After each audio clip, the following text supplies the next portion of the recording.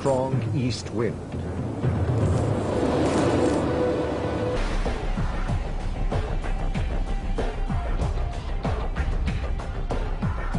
For years, explorers have searched for evidence of the miracle of the parting of the sea.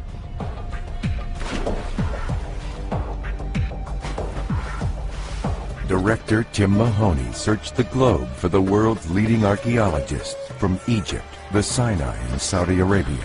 He also interviewed scientists specializing in DNA archaeology, bone analysis, coral analysis, and geography, uncovering startling new evidences of the Exodus that are reshaping our understanding of these ancient events.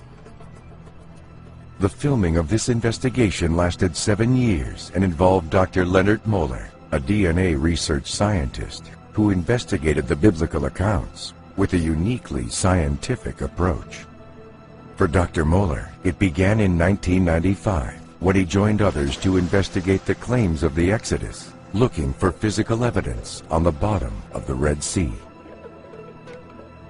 They were searching for chariot wheels encrusted in coral. The hypothesis is that the biblical text from the book of Exodus is a true historical document. And this text contains clear clues concerning the route of Exodus, which has led us to this location at the Red Sea. Egyptian army, overturning chariots, drowning all the horses and soldiers.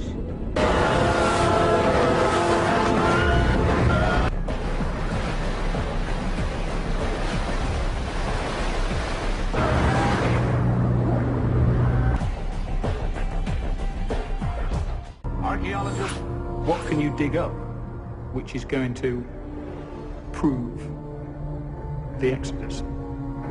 What would you have to find in order to prove the Exodus? This is the Cairo Museum, home to some of the most famous mummies ever.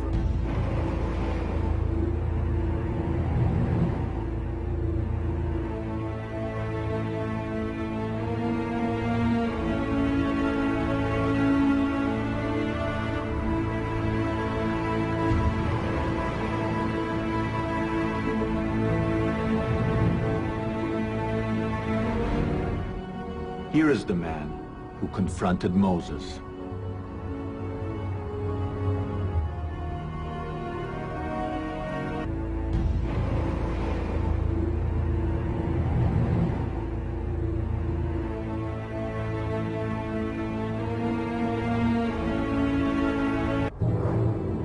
The Bible records that at the time of their arrival, one Israelite rose to the highest levels of Egyptian power. His name was Joseph, son of Yaakov, Jacob in English, and he became so powerful that he wore on his finger the seal of royal authority. Professor Manfred Bitak found no less than 9 seals worn by Joseph's court officials. Inscribed right on them is the Hebrew name Yaakov, Joseph's father.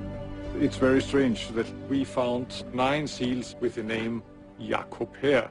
It's a biblical name, by the way. The original was probably mounted on a ring worn on the finger, and this gives us a new puzzle. To support our new biblical timeline, we needed to find alphabetic inscriptions carved by slaves some 3,500 years ago. In our wildest dreams, they would also mention the biblical god, El.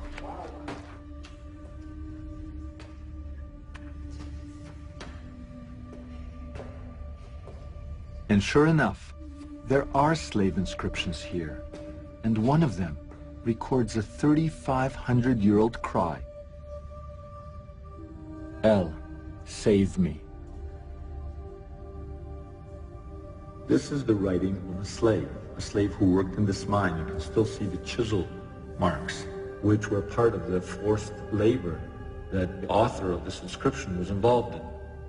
And he wrote his cry to God, saying, "Help me, don't forget me."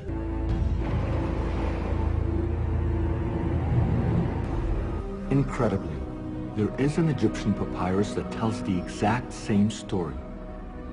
It's called the Ipuwer Papyrus.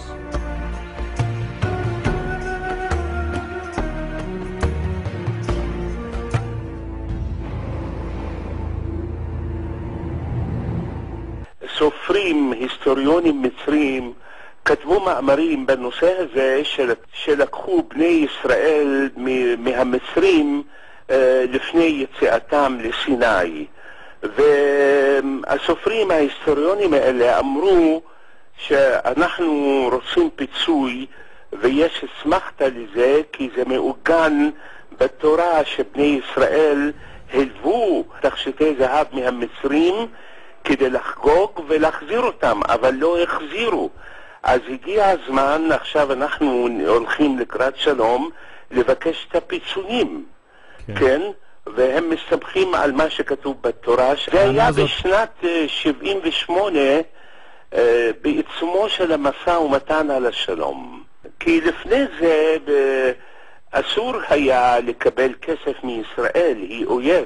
כתבו בעיתונים מאמרים לעומק בנושא הזה, עם מסמכתאות ומספרים. כמה זהב בערך מכמה אנשים לקחו, ומה שווי הזהב היום, ועשו חשבון של 16 מיליארד דולר. זה היה דבר פיקנטי, אז העיתונות הישראלית ציטטה את זה.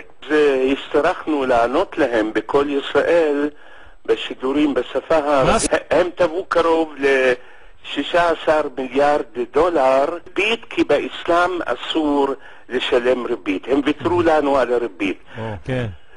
ואז אנחנו ענינו להם, בסדר, זה כתוב בתורה, אבל כתוב גם, וזה מעוגן אצלכם, שבני ישראל עבדו כעבדים, ואז בואו נעשה כמה מגיע לנו בעד העבדות הזאת, או העבודה הזאת. עד היום אנשים מזכירים את הדבר הזה. איך כל ישראל בערבית מנהל את העניינים ונכנס לדו-שיח עם העולם הערבי. No one has ever been allowed to film at Avaris. To get there, we needed the cooperation of the Egyptian authorities. The more we investigate, the more we discover that the biblical stories regarding Exodus are reliable. Wrought by the 10 plagues, Pharaoh relented and freed the Hebrews. As the Hebrews began the exodus out of Egypt, the Bible says that Pharaoh changed his mind and chased after them. This proves scientifically that the large number of chariots described in historical texts are actually true and cannot be dismissed as impossible. Allowed the abomination of the gods, the immigrants, to depart, the earth swallowed their footsteps. This was the directive of the primeval water, who came one day unexpectedly. Shows that the story of Moses and the Exodus can no longer be dismissed as the figment of a scribe's imagination. But this leaves one final question. How did the Bible get so many of its facts right? Explain why the archaeological record matches so well the biblical accounts. The bondage of the Hebrews, Moses' upbringing in Pharaoh's palace, the 10 plagues of Egypt, the parting of the Red Sea, and the 10 commandments. The Bible remains the foundation of faith for 2/3 of the world's population. The modern age is also rediscovering it as a tool for understanding. Let's put all the data together on the table, and then let's hash it out and see what the most likely scenario is, and let the viewer decide. It was just exciting to see those divers with their films and showing the chariot wheels and the chariots down underneath the water. It was fantastic. I thought I knew a lot about the subject, but I learned so much. The facts, the scientific approach is riveting. This movie is going to rewrite the history books.